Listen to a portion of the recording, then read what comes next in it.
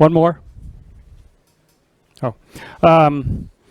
Okay, so I'd rather have this more of a discussion than just a demonstration, because there's more than one way to make these things and to prepare them and mount them and finish them and everything. So I'm hoping that we'll get some feedback from you all out in the audience that have done a lot of turning, and there's other ways. I'm going to cover a variety of ways, but I'm sure there are some other ones that I have not experienced that would benefit everybody. So beads of courage box, usually they're somewhere around, they want them 6 inches round, 6 inches tall, somewhere in there. That's kind of what they would like to see. This is ready for some finishing. It's made out of a 2x4, which a lot of stave boxes are. So we'll go past this so you can kind of see what the end result is going to be, partially constructed. So in order to do stave boxes, there's certain information that you really want to have. The first thing is, how big your box. So what we're going to talk about tonight pretty much is going to be the diameter is going to be 6.5 inches. So any calculations that we need to do will be based on that. The height, I'm going to make it about 6.5 because that way you'll have a finished box that's probably about 6 inches around and 6 inches tall, like the Beads of Courage box. So most of the measurements and things that I'm going to discuss with you all are going to be on that basis. But I'll show you the formulas so that you can pretty much make it any way you want to do it. So we want to know the diameter, we want to know how tall it is, we're going to need to know how many staves that we're going to use, and we're going to want to know what kind of thickness. So we're going to cover all those areas. So first thing we need to do is make staves. In order to do that, though, we really need to know dimensions. So the first thing we already talked about was diameter. You need to have that. 6.5. The height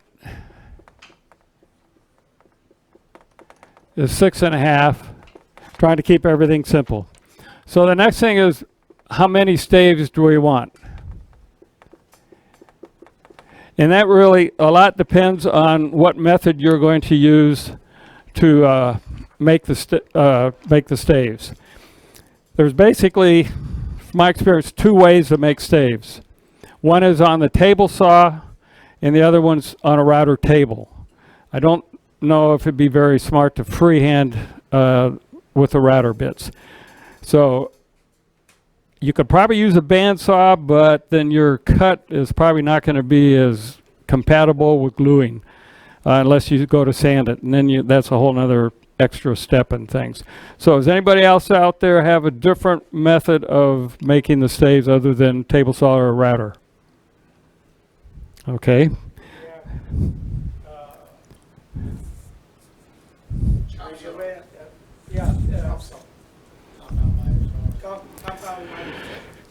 Yeah, you so that way you don't come down and then chip it.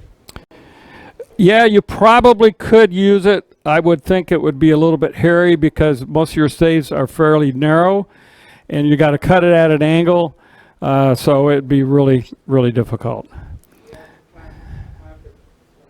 Right, now if you have one of the old radio arm saw, you got the same problem there. It's not really the safest way of doing things.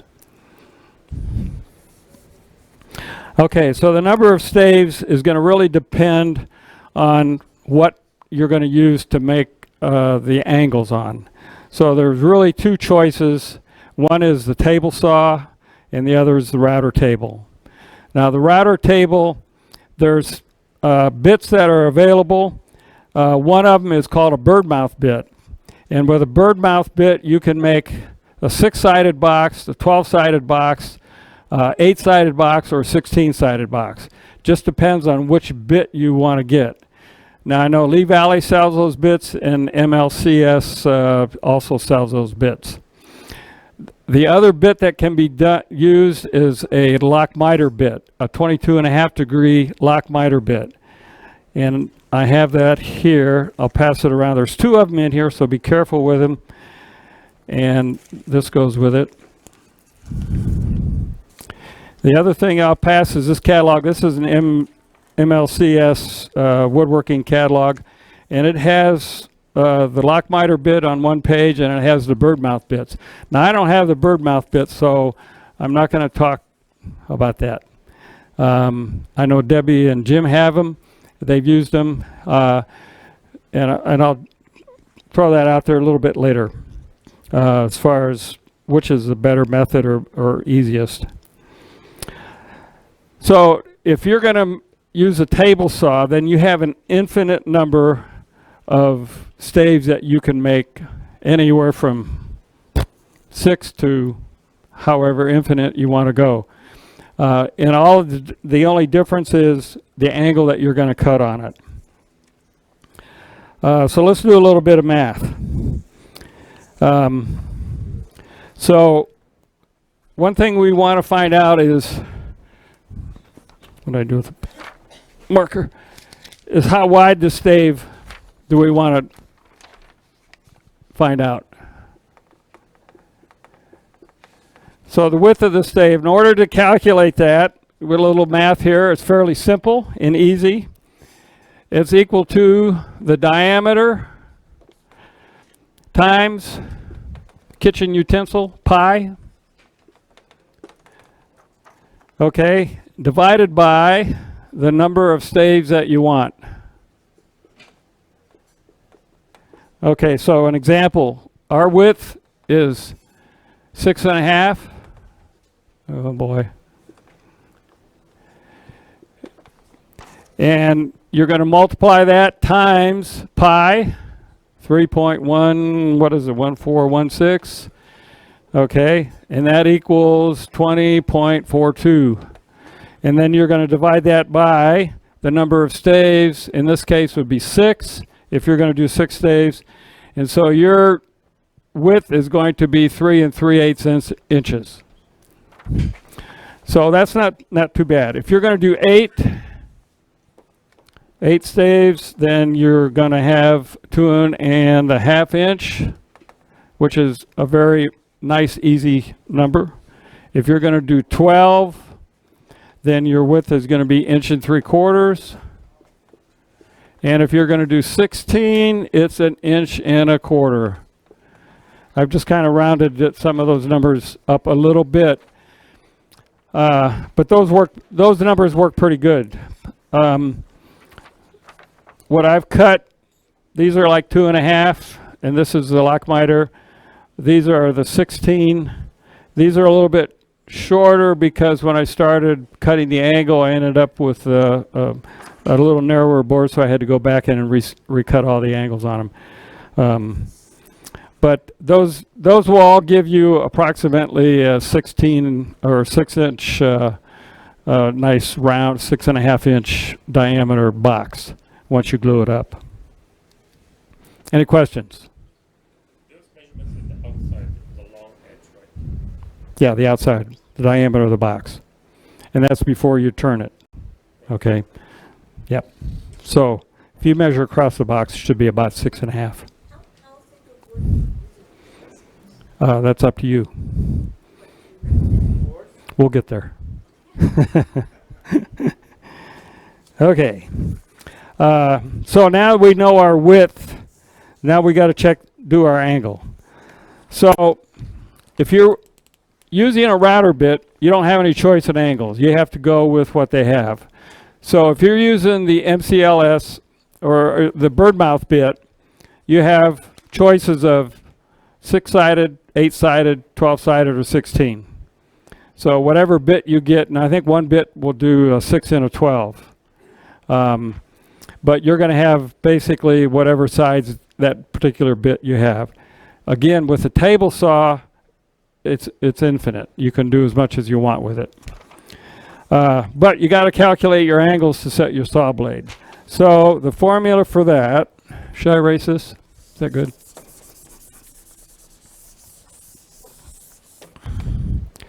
Again, this is pretty simple mathematics. So the miter angle that you want, call it MA. Not working too good here. Is equal to 360 degrees as in a circle, divided by 2 times the number of staves. Okay, so if you're going to do a 6-sided box, 360 divided by 2 times 6, 12. That gives you 30 degrees according to my quick calculator. So you set your table saw to 30 degrees. Now the reason you're dividing this, you're multiplying this twice the number of staves, you're cutting both sides. So if you take a 60 degree like you would think, then you're not going to have the right angle. Okay, so if you're going to do 8 pieces, that's for 6. If you're going to do 8, then your degree is 22.5. Can't probably read that very well. If you're going to do 12, it's 15 degrees. And if you're going to do 16, it is 11.25, 11.25. Now that sounds like, that's pretty picky. And I don't know how good the table saw angle thing is, but what I use, I have one of those Wexy digital angle gauges, and it works great.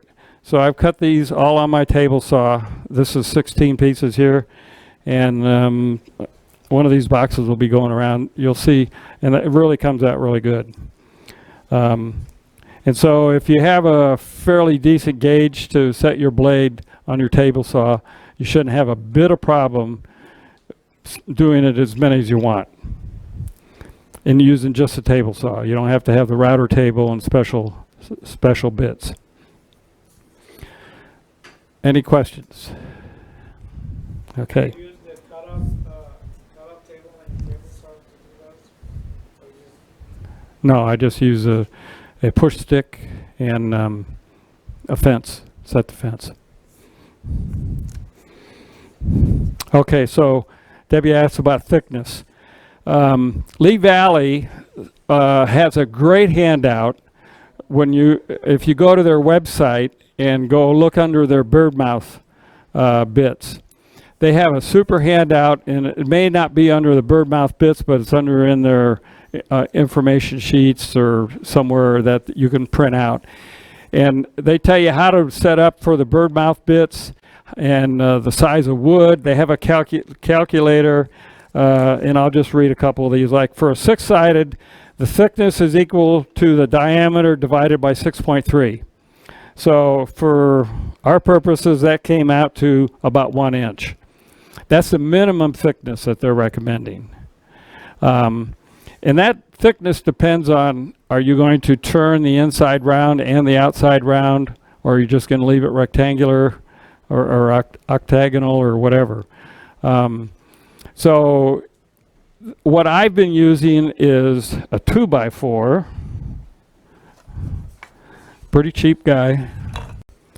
I take just a plain 2x4, and you can pick them up at construction sites or leftovers from what you have. And I have been drawing a center line, and I cut it in my bandsaw, and then I run it through a planer. And so I end up with about a 5/8 thickness. And I find that works fine, even if that's what these are, approximately 5/8.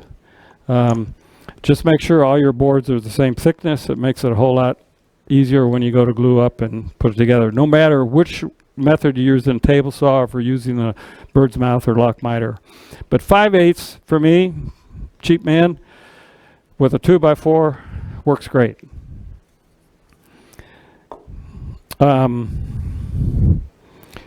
Most people are probably going to use 3/4 thickness. To me, 5/8 works good for what main reason is, once you have it all glued up, depending on how thick you want your box to finish, and the one I passed around, it's what, about a 1/4 inch thick or so. To me, that's kind of a nice, it's not too heavy, and it's strong enough, and fairly easy to turn. So you don't have a whole lot of turning to do with that thin to make it a reasonably thickness. If you're using 3/4, you're probably going to end up leaving it a lot thicker, or you're going to do a whole lot more turning on it. So that's what I recommend. So here is a sample of 2 pieces. The lock miter has been cut on these, and they go together, and that'll give you an 8-sided box. And here's 2 staves, and this is for the 16-sided piece, and those are cut on the table saw.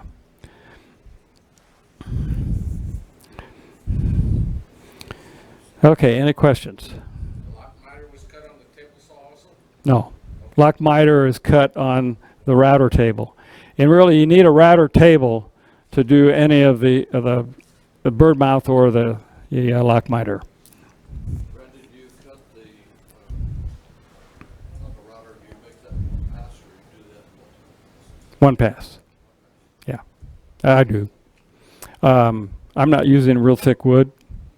I think once you set it up, you'd have to be moving your fence on your router table, and that really will mess up your pieces. Won't, unless you have really one of those digital gauges on your fence so you know exactly where it's going to go and come back to, then you're going to have different size pieces. So we'll talk about that just a little bit. Any other questions?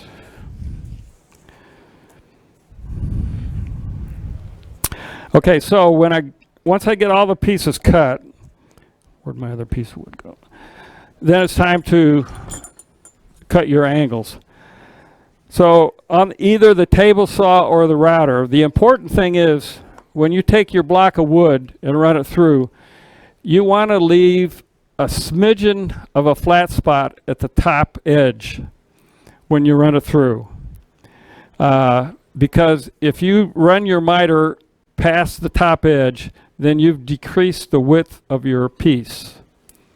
And then when you turn around to, if you're using a router or the table saw, if you're using a table saw, once you run that through and that piece is shorter, then you got to move your fence to compensate for that. Otherwise, you're going to have a shorter side, and then you're going to have a real big flat on the other side. So you want to set your router table or your table saw as close to the top edge as you can, but not cutting into it.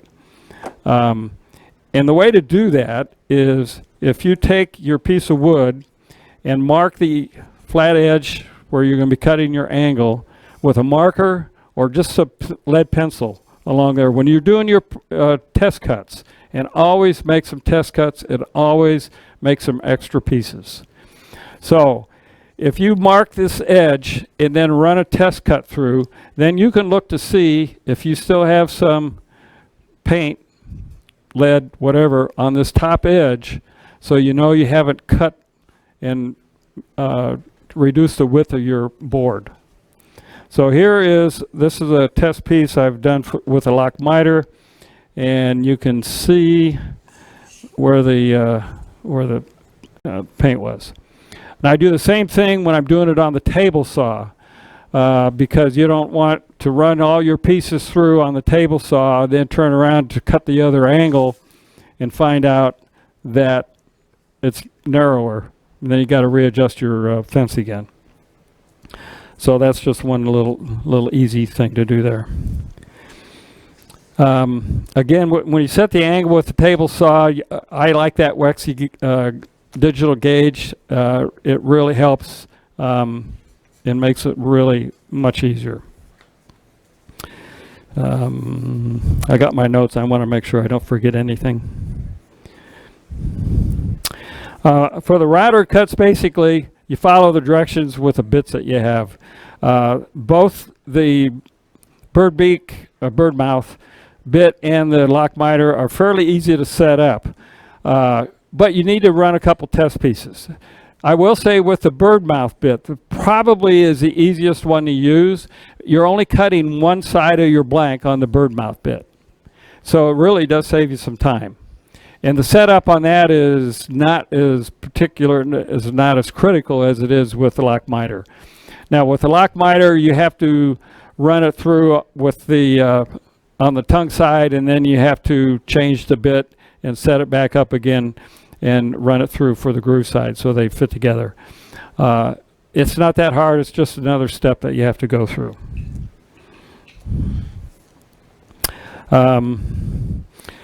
So I guess there's a good question of what's the best way to do it. Does anybody have any other methods they can think of that to do that? Which one? Who's got the catalog? Yeah, that's a double bit. The other ones are 40. I remember this because I looked on that. For Lee Valley, those the bird mouth bits are $40 each. The other one was $50, I guess, or whatever. If on the lock miter, they also sell a setup block, but the setup block is set for 3/4 inch thick material. So if you're using something other than 3/4, you have to go ahead and set it up on your own. And then the nice thing is, which I've been doing, those test pieces I sent around with the lock miter on, is that if I'm using the same thickness of wood the next time, I just pull one of my leftover pieces out to set up my router bit, get it close anyway with the by just using that extra piece I had. Now, if it's a different thickness, then you're starting over again. And it's really not that hard to set up. You run a few test cuts and make it some adjustments. A lock miter that you bought specifically for making the stave. It's, Because I know I have a set industrial one. I haven't used it, but I think that's for just doing flat work. the lock miter bits mostly are made for cabinet work. And they're 45-degree cut. They're not 22.5. So with the 22.5, you're going to have an 8-sided, or if you're just doing something on a trim piece on an edge of a board, you're going to get a 22. So you can make a sort of a half an octagon across the front of it or something like that. But it's very specific for that. All right, so let's talk about the pros and the cons of the different methods. The table saw, number one is almost anybody here that doesn't have a table saw? Okay, everybody else has a table saw. So it's really accessible, almost everybody has one, so that's really a big plus because you don't have to buy a router, you don't have to buy router bits and all that sort of thing. The other nice thing about that is you can cut any number of staves that you want. If you want 8-sided or 16, if you want 50 sides, you can do that. So that's good. Setup is easy. Crank the blade up, set the angle, set the fence so it's cutting right to the edge, run it through. That's pretty simple. The other thing is with a table saw, you can cut tapered staves. So if you want to do a planter box or a beads of courage box that's tapered one way or the other, you can set it up and use a taper jig or make a tapering jig, and you can make 10, 8, 15-sided tapered cone. So that's another advantage. The cons are you're cutting on a table saw. Fingers, you want to keep all of them. You got kickback issue possibly. You're cutting small pieces in some cases. So there's ways of getting around some of that. And the other sort of con is setting your angle. If you're going by the dial on your table saw, you're probably going to end up making a few test cuts of all your pieces and see how they fit together before you really get it right. I know my gauge, when I use that Wexy gauge and I look down at the thing, it's sort of close, but it's not something that I would want to do. All right, the bird mouth router bit. The The pros are you have a choice of 4 different number of staves that you can get the router bit for. It's an easy setup, probably the easiest setup, because you put it in and you just set the height for the width of the, or the thickness of the wood that you're using, and they explain it all to you. And then you just run it through on one side. So it's a lot faster because you're only cutting one side, and the setup is really pretty easy. You get a pretty good glue joint because it's not all just at an angle. So when you go to glue up, you got a stop there to help hold the pieces from sliding apart. The assembly makes it easier for assembly. You can also make tapered cones with the bird mouth bit, and that Lee Valley brochure that you can get offline is tremendous. I mean, it really shows you a lot of different ways and different things that you can make with those particular bits. But of course, you have to buy a different bit for different angles. The angle's extremely accurate. It's not going to vary at all on you, unless you go to try sharpening it and you screw it up. Then it's changed everything. The cons are you got to pay $40 plus per bit, and you must have a router table. So that's a give and take. There's also bevel.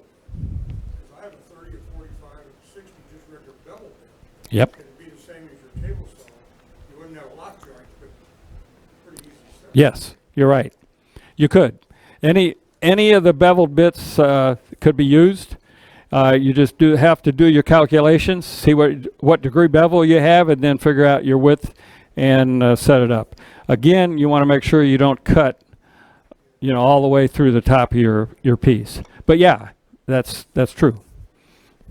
And then, but it's a bevel bit, and you may have a whole bunch of different bevel bits, or you're going to buy a bunch for different. Yeah, you're stuck with that angle.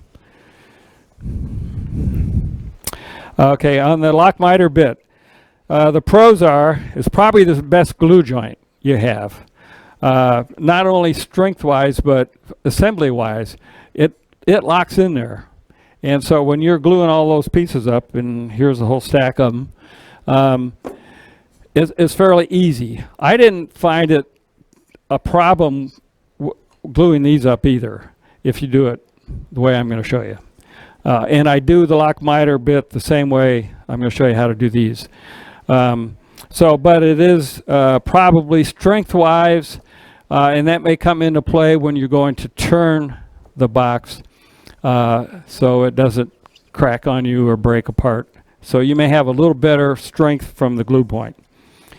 It's fairly easy to assemble, to set it up. The angles are extremely accurate. The cons are you got to buy the bits, and you have 2 bits in this case, so you have 2 setups, one for the groove, one for the tongue, and it takes a little more time to do it that way. The other thing is you can only cut or use it for 8 staves. You have no other choice with the 22.5 degree miter. Now, if you want to use that 45.5 or the 45 degree miter bit, then you have a 4-sided box that you can use. So, okay. Right. All right. So the choice is yours. Are there any other choices? No. No feedback here. All right. So our math is done. We got our staves numbered and cut, and we're ready to glue up. Is there anybody here that's never glued up, edge glued and paneled up before? Okay, good, we got one. Yep. So here's my procedure, and I'm sure there's a million ones. So I have this board, and I have a straight edge on here. I've used my table saw and used the fence as opposed to this this is just a board of a fence basically. And this is a piece of scrap wood. It already had these lines cut in there, so these lines aren't there for any particular reason, like for the glue to run off and things like that. You know, it's just there. And I just grabbed this. You can see the bottom of it. It was glued together for something or another, and so it was left over. So I needed a board and to do. Now the only problem I've had with the table saw was when you do a glue up, it's really messy. And you know, you can put paper down on your table saw and things, but it's still, you know, why mess up your table saw? So I just use this board. If you're going to be doing several of these, it's worthwhile to get a piece of scrap board and put a fence on it, if you want to call it that. So the first thing I do, I get all my, when I assemble my boxes, and I'm using 2x4, so I'm not using really gorgeous wood, but I'll go through and I'll look at all the pieces. I'll lay them all out after I've cut them, and I have and some of them, you know, have different colors and this and that. I lay them out and I try to arrange them so that they're kind of similar in grain and color and all that sort of thing. If I'm doing a bunch of boxes, then I'll have some choices because of different 2x4s and things. So I'll try to arrange it so they look halfway decent. But you're going to have a lot of variation if you're using 2x4s. Now, if you're using walnut and you're using oak and you're using maple and some really nice woods and things like that, then you can design the heck out of it, and you can alternate colors and do all that sort of thing. But if I'm using 2x4s, then I'll try to arrange the colors so they kind of blend. They may change as they go around, but I'll try to make them so that they kind of vary going into that color, the next color. So the first thing I do is I get some 2-inch tape, and I'm going to lay it across the board all the way from end to end.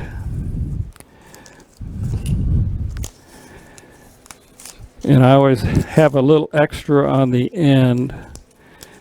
What do they say about demonstrations? Murphy's Law of Demonstrations. Does anybody know? If anything can go wrong, it will. You're right. Okay, so I lay this out, and I try to get the tape, if I can get it off my fingers. That's the hard part. You know. No, just my finger is. So sometimes I'll do is I'll put a piece of tape on the end and then tape it down. Whoops, wrong place. I try to line this up pretty straight across the board and pull it tight. It just makes it easier. Don't pull it too tight, because then you pull it up. Now, if you had double-sided tape, then that would work good for you, except then you couldn't get it off your board. So, a couple of pieces of tape across here.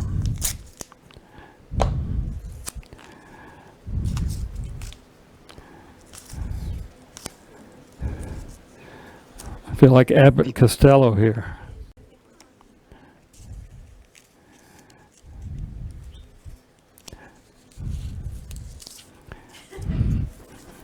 Boy, these benches must be really dusty because they're not holding anything.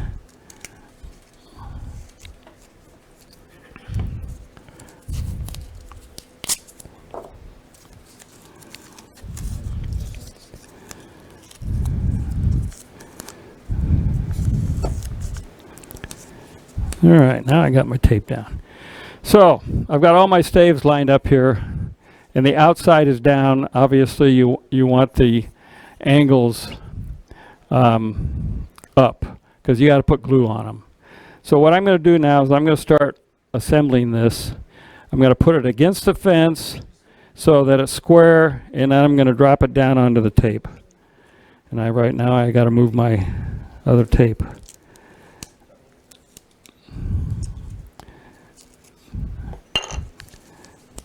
I wasn't paying attention when I put it down, I guess. Murphy's Law, right? I had the line, but I was on the wrong side.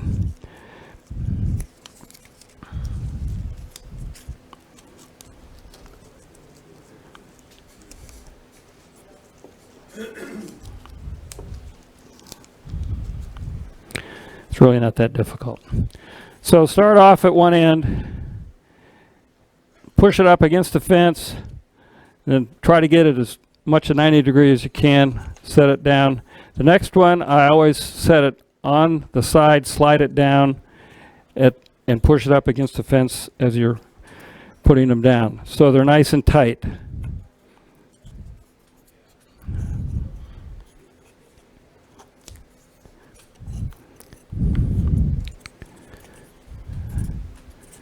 Now I'll ring a bell and wake everybody up here in a minute. So I had these numbered because of the when I arranged them and the color the way I wanted it. And you don't have to do that. That's not a big deal.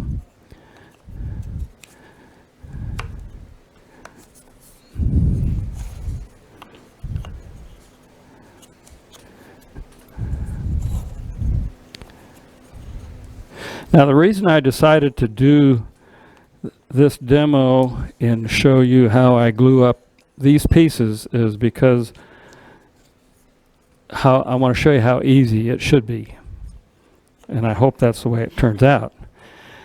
Because the lock miter, you can probably put those together, and my friend up in Kalamazoo, Michigan, known as the Zoo, he does lock miters almost exclusively, and he doesn't tape it.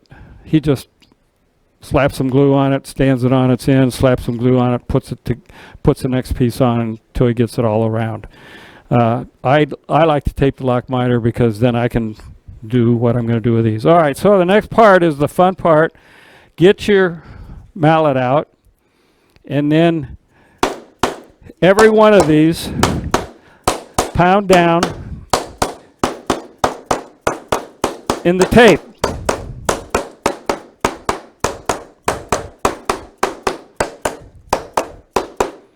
Now you can use a ball peen hammer, sledgehammer, whatever you want,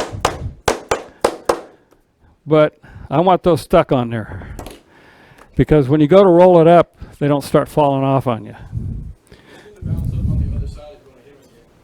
They did? Okay. I'm glad you're watching the camera. I guess as you're doing this, keep your hand on them so they don't bounce up. Okay. Any questions? Comments? I know. Sorry. So what's new? All right. So now I'm going to pull the tape off this end because when I roll this up, then I don't want an extra piece on the sticking out and messing you around. So this end I'm going to leave the tape a little bit long because then I can tape it over on this one. All right, so glue time. I usually use Tight Bond 3. I have used the regular Tight Bond, but boy, you got to be quick.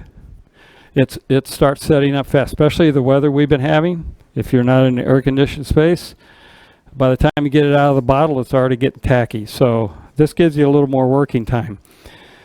When you're gluing up the lock miter, it takes a little longer because you've got to get glue down into the groove and underneath the tongue that's sticking out. So what I do in that case is, as I'm gluing, I'm lifting these up and turning them a little bit like this. And where's my glue brush? For that, I have a little thinner glue brush that, compared to the thicker one, which isn't much, these are just, what do you call these? Acid brushes or whatever, yeah. So with the lock miter, you can get down in that groove and get it under in the tongue also. So with this, I just use a regular glue brush, and if you can get it open, just start at one end, and don't be shy about putting glue on it. You don't want to starve the glue joints. So I just start and try to put a little across the top and take my glue brush and spread it. And I want to make sure I got it covered. So then the next one I'll put glue on both sides across the top, and then I'm right-handed, so I need to do this right-handed. Spread it out,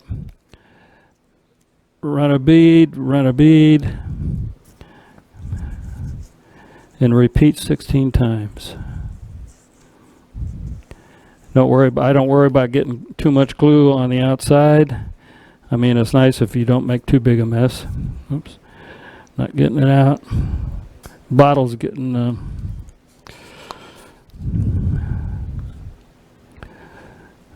running low on glue.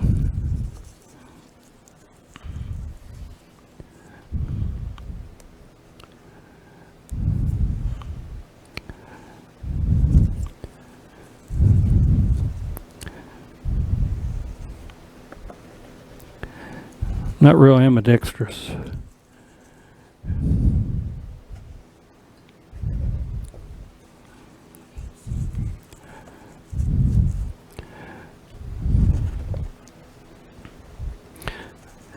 So I just noticed I forgot a step. I talked about the grooves in here that collect all the excess glue. See this box right here? What does that say? Press and seal. If you're smart, whatever surface you're working on, peel off a piece of that to put down under your glue up here after you get your tape on. And then you don't have glue all over your table saw table. And that press and seal is kind of nice. It'll stick to this wood board. It'll stick to your table saw. It'll stick to your lathe bed if you're using your lathe bed for that sort of thing. And they sell that at the regular grocery store.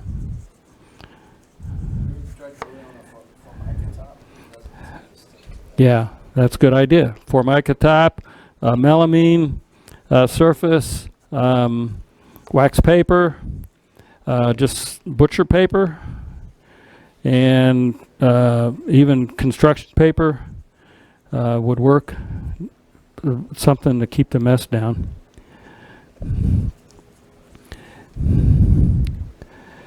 So you can see how long this takes me. And don't forget the end. I did. I forgot the Well, it's hard to get glue in there after everything else is set up, and you find out you have one that's doesn't have glue on it. It doesn't open up very well. And then I'll come back on this one and just give it a little extra. All right, so here's the fun part. I have a bucket of water down there. So now, really, all you have to do is just roll this guy up. According to Murphy, this should be a piece of cake. Roll it around, stand it on end, pull it together as tight as you can get it. Line those edges up and roll that tape across. Now what I try to do is, look, I got glue on my new shirt. Anybody recognize this shirt, this logo? They know what it is, where it's from? It's all about the wood. Louisville Slugger Factory. Louisville, Kentucky. Great place to go and view it. Yeah, this is Tight Bond 3. So I didn't want to wear a good shirt tonight, but I did. All right, so now, yeah. So does that look pretty round? It is. However, get your band clamps out and squeeze that booger. Oh, make it go together. So, I know. So I put it on the tape, and I'll snug that one up, and then I'll flip it, and I'll put two bands on. And and I find this works good. And I went online and kind of researched different ways of doing this, and there were some people that said, oh, you cut a disc to fit inside to help keep it round. And so I did that. It's a waste of time. Well, first off, if your box is, you know, they're all a little bit different. So you got to have a disc that's maybe a little bit loose or whatever. But now, once you get it there, you can take your persuader, tap it a little bit to get it all rounded or flat. Take a look at it. You may have a couple pieces here. And look at the outside edges to see if they're lined up pretty good. And I tell you what, that looks pretty good. And I haven't done anything super. And then I would tighten these up real tight. And then, besides cleaning up my board, I don't want to have a really messy board. We'll glue all of it. Yes, I had forgotten step. I got away from my notes. See what happens. So then, what I'll do is I'll clean up all this excess glue. That way, I have a bucket of water here. So I'll just scrape this glue excess out from inside, and I'm not worried about wiping out too much glue if I use a little water, because you're going to be cutting away some of this on the inside. So you're not going to be starving a joint at all. And it makes it a whole lot nicer when you start turning it not to have globs of glue in there. And really, you have globs of glue. So I wipe it out pretty good and get all that excess, clean the outside. You see very little glue on the outside. So you can see how tight those joints are at the taper there. Okay, and having a paper towel handy just to do a little final glue up, wipe out.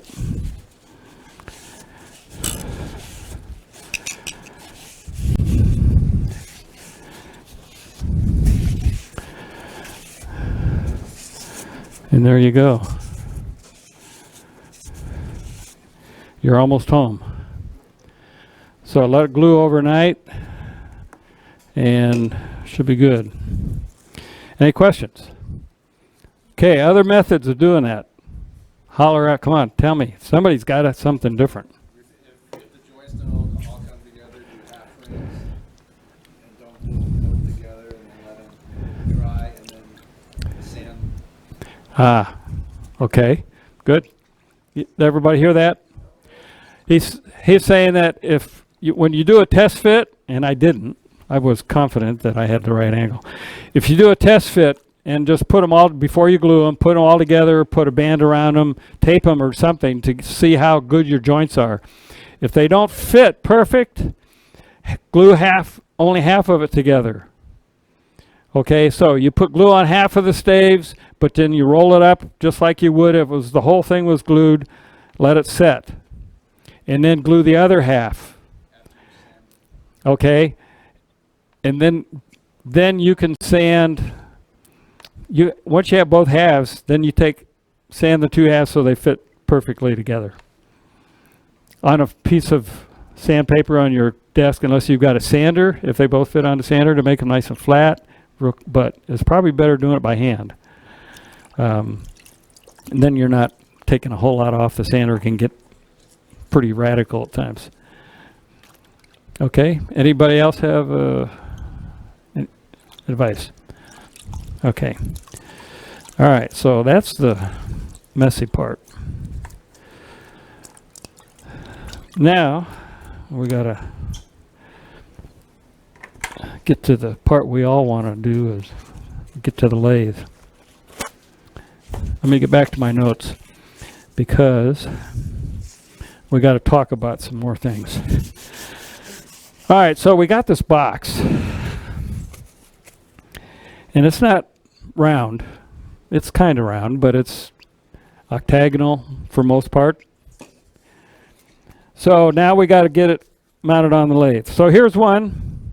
This is a 8-sided, and it's lock miter. It's all glued up, dry, and a round disc in there isn't going to really hold it too well. So how are we going to mount it?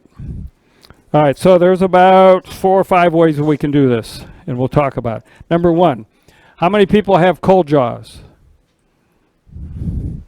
Or jumbo jaws? Or what's the old one? Longworth chuck? Yeah, so not many. Everybody have a faceplate? Almost everybody has a faceplate. Lyle Jamieson says the only way to go is faceplate turning. He does not believe in chucks, period. It's too dangerous. So it's all faceplate for Lyle Jamieson. The rest of us spend a lot more money than he does, you know. Okay, so yeah, cold jaws, jumbo jaw. Here we go.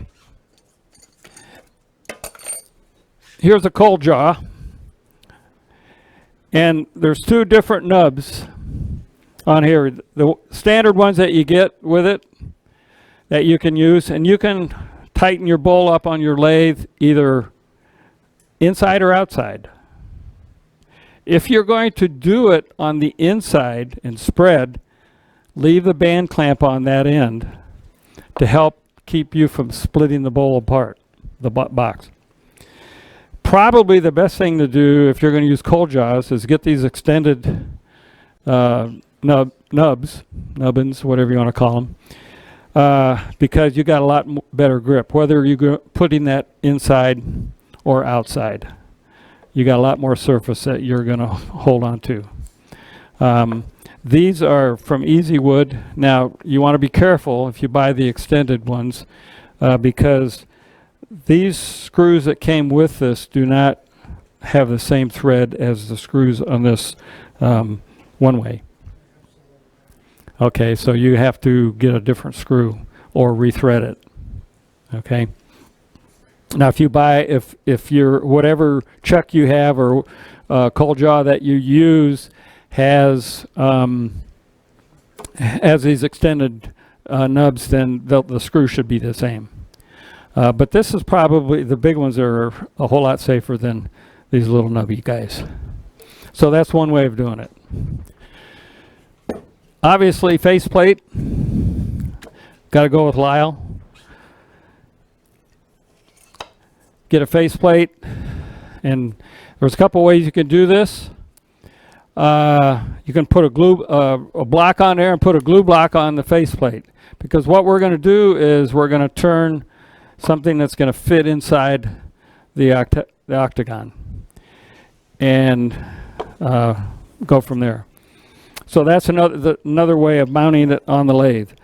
The other way is a chuck.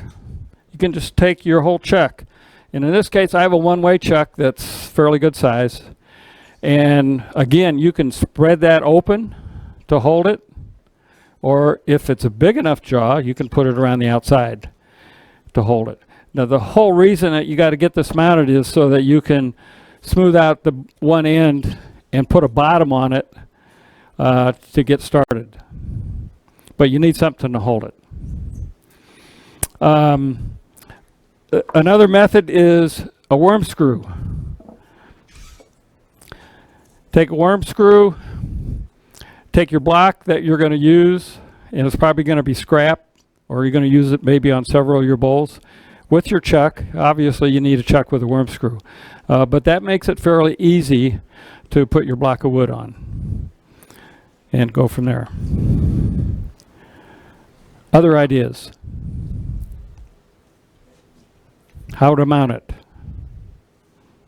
You can compression mount that 2 blocks between centers. Yeah, except you can't do the inside at one end when you do that. Yeah. Well, the next step really is we got to round out the inside so we can make a bottom that fits in, put in, glue in, and then you can use that. You can chuck chuck it, or whatever worm screw, whatever you want to do with it. So the goal is we got to have access at this end. So we can only attach one end. Okay. So what I've done is I've got a worm screw in this big old hunk of wood, and this lathe is going to be fun. I didn't look at the speed. Does it work? Oh, we'll be here all night.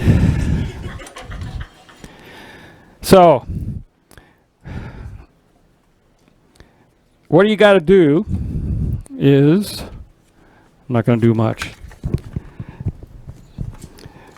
is start off with this guy and start making a tenon to go inside your box. Or you can do it with, like a jam chuck if you want, so it goes over the outside.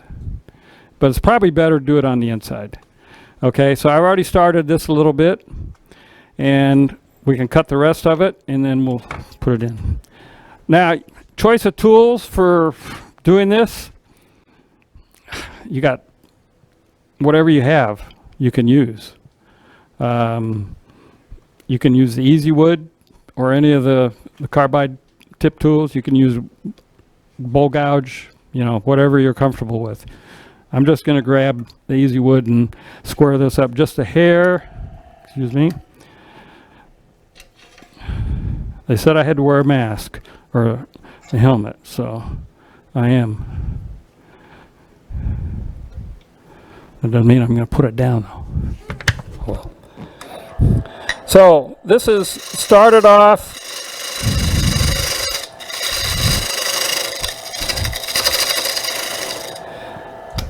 So I started this and had it tapered, and so now I'm just going to get it so it fits on there snug. That's a little bit too, you don't want to force it because you might pop it out, pop a joint. Leave your bands on.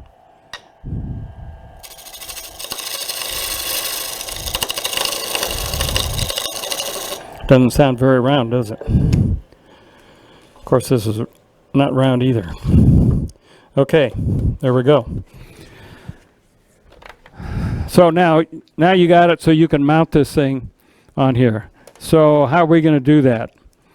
There's a couple different ways. If you want to, you can make this tenon at least a 1/2 inch, whatever you're comfortable with, maybe a little deeper. I got this big block. Then I can use this over and over again if they're the same size. If it's a little bit bigger, then I can move back a little more. So if you want, you can screw this. Take 4 screws, 8-sided, put one on every other thing, screw it in. If you're going to do it, then you want to plan your length of your box, because you probably want to cut those screw holes off. Or you're going to use those as, fill them with something to decorate the box with. Put a dowel in it, a colored dowel, or put in smiley face, or, you know, whatever you want to do. So if you're going to use screws and you feel more comfortable doing that, then put screws in it, but then plan on it, either cutting it off or decorating with the screws. Hot melt glue? Okay, yep. Okay, so hot melt glue is another way. What about tape? Tape? Yep. How about just plain old glue? Could just glue it on. Of course, then you'd have to cut it off. You know, once you get the bottom on, then you can turn around and you could just use CA glue, or you could use regular glue to glue this thing in, but then you're going to have to cut it all up. Okay. So if you have a cold jaw, you're not doing any of that. This is only if you're using a faceplate. If you don't have a cold jaw, or your regular chuck doesn't open enough to go inside. So I'm not going to wait for glue to dry or whatever. We will go to the next step. If you would use hot melt glue, you just glue it on the outside? No, I would glue it inside also. All right, so the glue is set up. Now I have a faceplate on this one. And I cut the tenon, and actually it's a glue block that's in there. Can you, am I in the wrong place? Where do you want it? So I use hot melt glue on this, inside and out. I feel pretty comfortable that this is going to hold up okay. You're fine there. You're out of range. Only the red side of the US. This should be fun. Now the other thing you can do to make things a little safer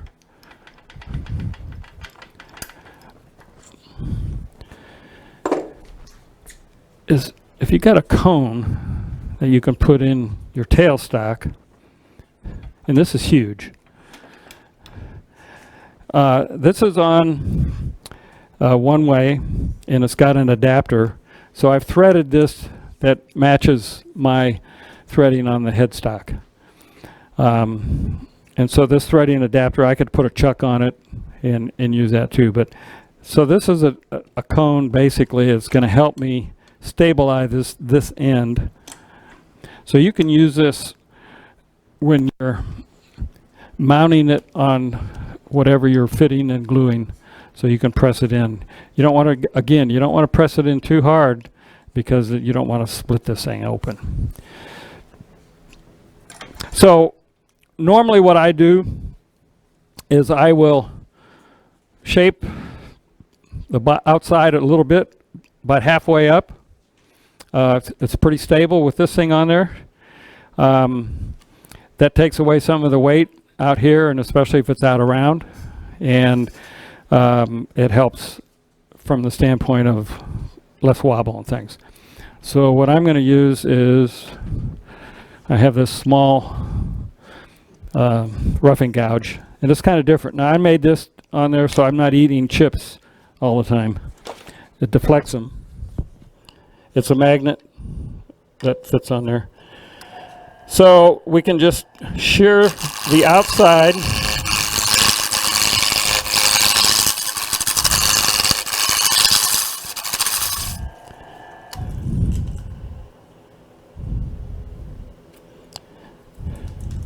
Not round yet. You can do as much of that as you want. You want to go all the way to the very end, you can do it if you want to, but I think it's better to wait till you get it in the chuck or whatever you're going to, faceplate or whatever you're going to use. It's still bouncing. Probably the lathe.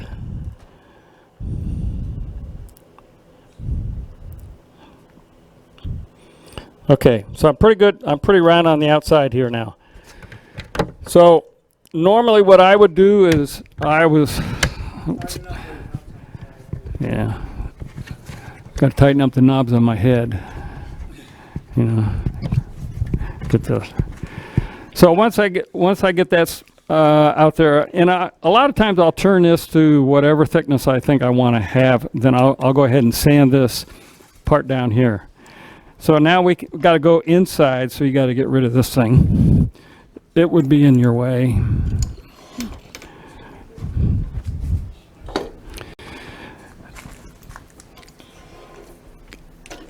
And also, you have a choice here of what tools you want to use. You can use easy wood, you can use a scraper, you can use spindle gouge. Come on, what am I doing wrong? Jump off the bed, go out, perpendicular to the bed. I know, it's not releasing. Jeez.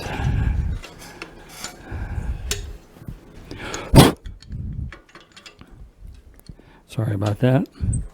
Audio video guys are going to be after me. Better us than that. Yeah. Yeah. Okay. So snuggle this thing up. So you can use whatever you use. This is end grain, long grain. So what do you got? A scraper, you can use a bowl gouge, you can use a spindle gouge, whatever you like to use inside and out. I happen to have a hunter tool. You can use a hook tool. That works pretty good. Oop. I made it.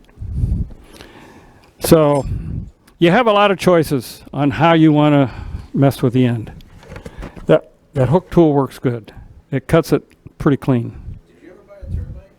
Yeah, I used yours. I know, okay, well, you used mine, I was wondering if you buy one. No, I did not. I liked it though.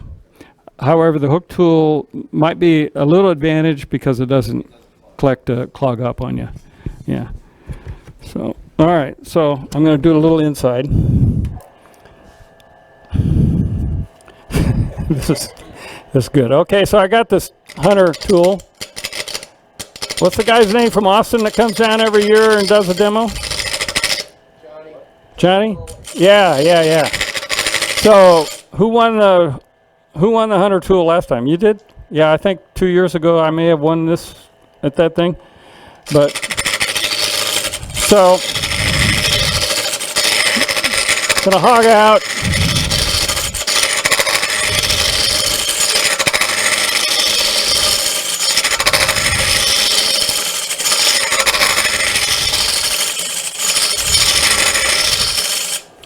So my advice to everybody is establish your thickness on the outside after you've smoothed the inside and made it round. It's a lot easier grinding off the outside if you want really super thin. You know, get the inside done, and I would say go up close to halfway and round the inside and then sand it, make it nice and smooth, so that you're done with messing with the bottom. The other thing you need to do when you're down here is make sure this end is nice and square.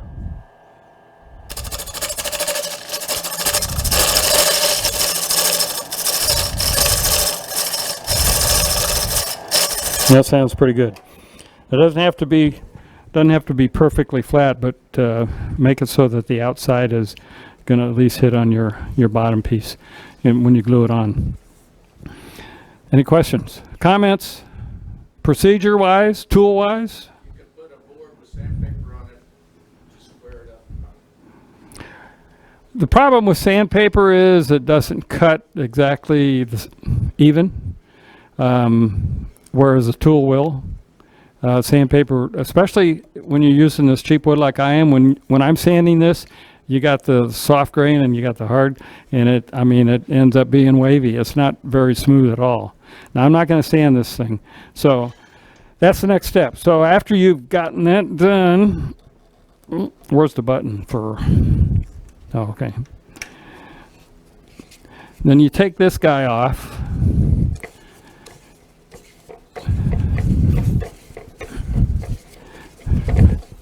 And then you're going to mount a, you got to make your bottom. So again, I've got a faceplate and I have a glue block that is my bottom. This is my bottom piece, and there's a glue line here. So when I'm done with this, I'm going to run this thing through the whole procedure with the faceplate on, and I'll pop this off for the very last thing to do once it's all mounted. All right, so what I need to do now is I need to cut this to fit inside, just like we did this end, except it should fit nice. Okay, so that's why I'm saying round this inside, sand it, get it finished all the way up to where you cut it. Cut it halfway up, get it nice and round, sand it really good, and then cut this. So there again, what I do on this is I'll cut a nice tenon, probably 1/3 to 1/2 of the thickness of this wood. I like to leave a lip outside here, and so that it's at least as big as the outside of your box, because you can adjust that later. And you can make it fancy. You can leave it proud of the sides of the box, burn on liner or something like that. So this procedure is just cutting basically a tenon to make it fit. I'm not going to go through the whole thing. I'll just use this again. Cut a little bit.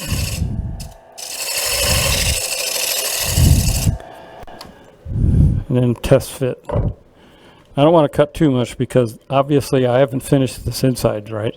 So if I cut this to fit this, once I sand this, it won't fit anymore. Okay, so there you go, it fits. Next step, glue it together. Pop this on there. You can use your lathe, tailstock. This obviously is in the way. But hook that up there and glue it on, however you want to glue it. Now, once you get that finished, since I'm using the faceplate, I don't have to worry about cutting a tenon or a recess if I were not using the faceplate. You would have to cut a tenon for your chuck or cut a recess in the bottom of the bowl box. And I think the one I passed around has a recess in the bottom. So I do some of those with recesses because then it's finished as far as I'm concerned. It just makes it a whole lot easier. All right, so I'm glad you released that. You did that when I wasn't looking. All right, so now we got a box that has the glue block on it, and I need to change and put the where's my drill?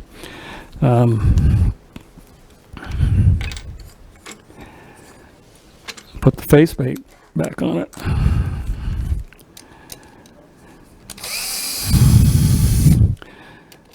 So I'm using the same faceplate that I had on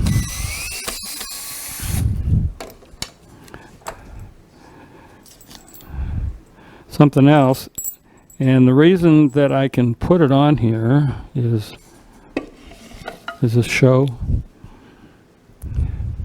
Where do I need to put? Okay.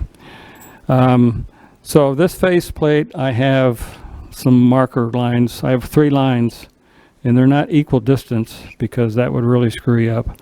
So I marked this box when I took it off, so I know exactly where I can put it back on. So it should be in the same exact place, and it should be still round, hopefully.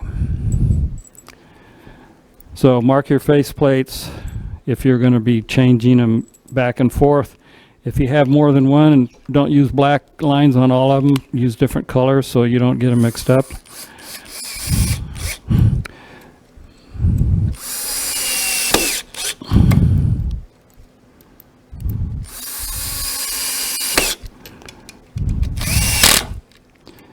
How are we doing on time? Am I done yet? Oh, okay. All right, so we went from this step, we glued the bottom in. Now we got the bottom put on. And you can see this one's nice and sanded.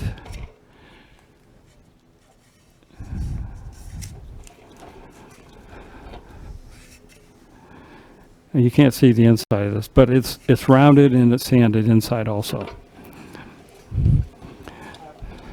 Question? Huh? It's sanded Halfway. Oh, okay. Okay, so basically what we're going to do now, and I'm not going to make any more mess. Cut this round. If you feel comfortable, you can put this guy back in to finish the outside. Take it off, finish the inside. Cut it, sand it, get it done. You can finish the bottom if you want, cut it even, or leave a lip, or do whatever you want to do as far as that goes.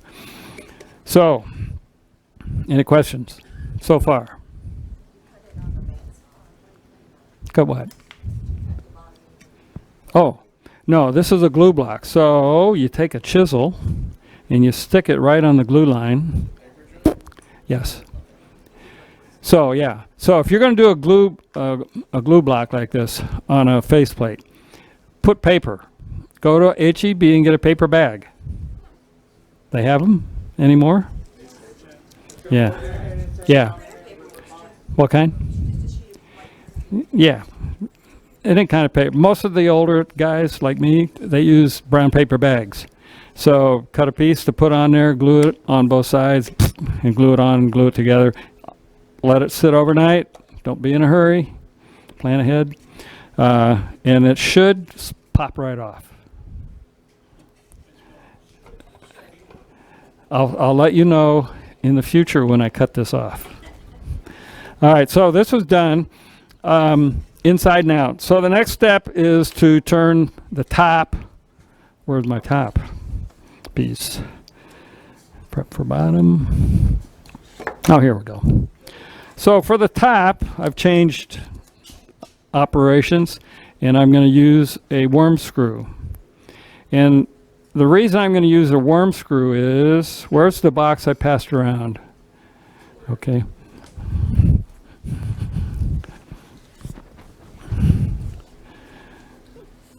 Thank you. So this top is, as you can see, it's finished on the inside, and it has a hole in the top where the worm screw was, which is great because what am I going to put in there? A knob. So I'm going to drill a 1/2 inch hole because the knobs I make them a 1/2 inch diameter, and I can put the knob. Plus I can still finish this, but how do you finish this on the top? What are you going to use? Well, if you got cold jaws, that's the easiest way to do it. You know, jam chuck. You could use a jam chuck if you want to do some more work on the top, but whatever. So when this is a little thicker top than this one is. This is just 3/4 inch poplar. When I do these, I put a spacer in for the worm. That's why you have pliers.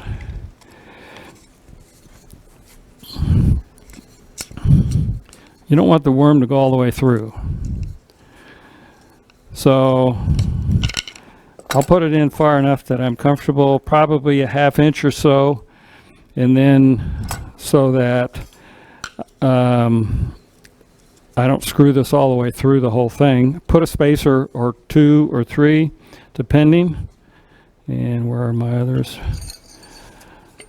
So I made a few spacers for this particular chuck, different thicknesses. So you can Murphy's around. So you can use different thicknesses depending on how thick your wood is for that. So I'll mount this with the worm in the chuck, and we're running out of time, so I'm not going to waste. Once you get that, then I can fit this to the inside of the box. Again, cut a tenon. Don't make it sticky tight. These are for kids. If you're making them for bead box, beads of courage, you don't want the lid to be real tight. They got to take them on and off. So mine are all probably a little looser than they should be. So make it fit so that it's easy to get on and off. Decorate it the way you want. And usually I'll turn a few knobs that look like this, similar. I'll drill a hole in the end and fit the bead. Now, those daggone beads are not 3/4 of an inch in diameter. They're just, what's the next 32nd over? So if you don't have the same size drill bit, then you got to go in and cut it out a little, just a little more, probably, or even 64th or something. But I don't know why they don't make those 3/4 of an inch, but none of them are 3/4. So, huh? Before they glaze them, they probably are. Yeah, that could be. Yeah. So then I'll drill out where the worm screw was and glue that in, and you have a box that's ready to finish. So, is there... thank you. Is there some other techniques that people are using to do some of these steps that we can share with everybody? Well, the one that Johnny taught me, you don't have to go through all of this thing, but you doing this thing expeditionally for the state and all that makes it more interesting for the kids. The one that Johnny Tolling did, and Frank went to that specialty. Uses a PVC. PVC. Oh, yeah, yeah, yeah. Yeah. Is there anybody here who doesn't know what these encouraged boxes are? Yeah. You know, Gene, Know what they are? are you familiar with? Bees of Courage is a program that started in Arizona several years ago by registered nurses working in the oncology ward with pediatric patients. And she developed a program where they would give a different colored bead to the patient for every procedure and thing that they receive while they're in the treatment program. It could be a shot, it could be a doctor's visit, it could be a infusion, it could be an operation, it could be what, there are 26 different major beads. And in that group, all of them have 9 or 10 different colors associated with it. And these kids get up. I have a picture of a kid that has a 48-foot long bead. I also have a picture of a kid that I have followed for 2.5 years that probably has 15 rows of beads around his neck. So they get, it's an encouragement for the kids. It helps them to not fear what's going to happen to them. And the nurses tell you that regardless of what the procedure is that kid's going to receive that day, whenever the doctor, the nurse, or whoever comes in, I get a yellow bead today, I get a blue bead today, and they're enthused about it. So we're tied up with BAMC, Pediatric Oncology Ward. We've given them about 75 boxes so far in the past 2 years. I have some at home, got some more tonight, and I'll be taking those down next week. It's a really worthwhile and a good program. It's a cool program. He's kind of finished with actually making the box, but beyond that, they can decorate it. And you can decorate them in any way that you desire. And some of them are plain, some of them. Go to the Southwest Association of Woodturners website. And on there, they will have gallery pictures. One of them's the instant gallery, another one is Bees of Courage. And you can see I had to have people listen. two bites. They use every imagination they can come up with, shapes and sizes and configurations of these boxes, and they're just phenomenal. They had over 250 boxes at SWAT this year. Johnny. Frank has the beads. So if you're going to make the boxes and you want to put a bead in the little knob or someplace, I did a smiley face on the lid that showed through, and I just used the bead as a nose. I didn't have it sticking up, but you can. But Frank has the beads and a little card to put in the boxes for you. I have 4 packs of lock miter things for the auction, for the raffle. So there's 4 boxes right here that somebody can win and make and bring back.